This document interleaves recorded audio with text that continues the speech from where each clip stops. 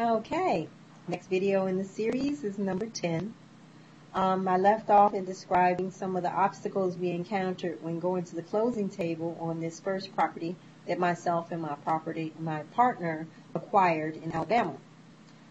We were able to close. I went back through some of the training material that we had obtained from Larry Goins, Filthy Riches, and I saw where in his examples of things that he had done to show you that you could do it, there was another closing company. So if that closing company was on his documents, they would be familiar with this process. And I called them, and I reached a nice young lady, and we had a great vibe going on over the phone.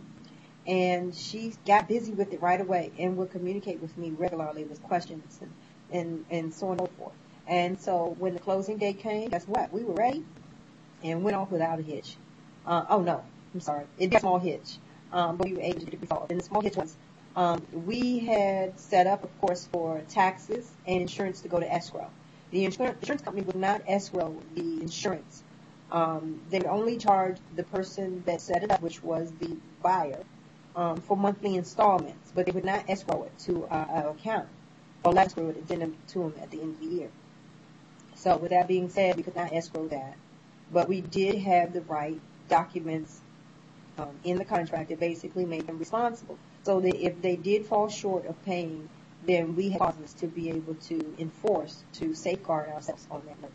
So other than that, everything was signed off on, and our buyer was able to move or purchase the home and move forward.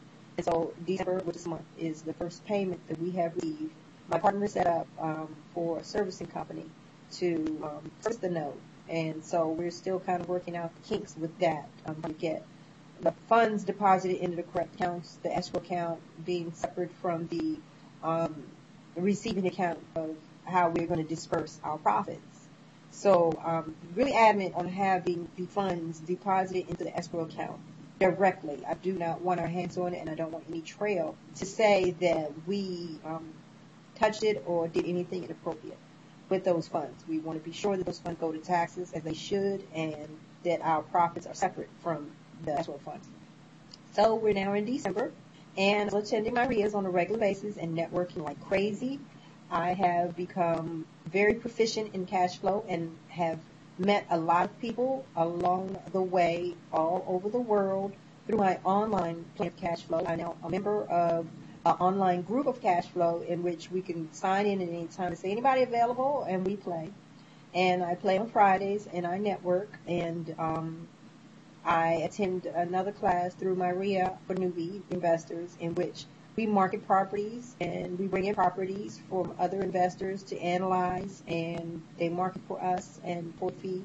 And I actually was able to successfully sell one of the properties. So my second property that I have sold in my real estate career.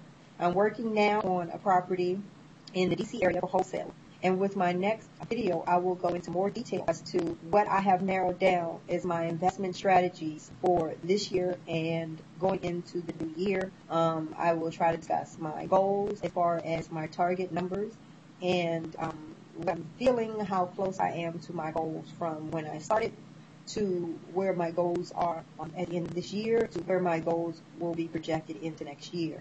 Things that have not worked out and have worked out, I will discuss in the next video. But I think this video pretty much have brought you up to date on my journey for the year so far. Things that I have been doing, any of the inhibitions that I have been doing, because it is short and I have to speak very quickly before the videos come to an end. I know I have packed a lot in and I have left a lot out, and I have spoken pretty quickly in some of the videos, try to get all into the video. But that pretty much sums it up. I'm loving this stuff. I live this stuff 24/7. This is all I'm thinking about. My mindset has started to, well, not started, it has changed. It's still in the process of changing, but I've done a major mindset change. My mind is not as an employee anymore. I really had already started making that change some time ago with the fact that I knew that I wanted to make this change.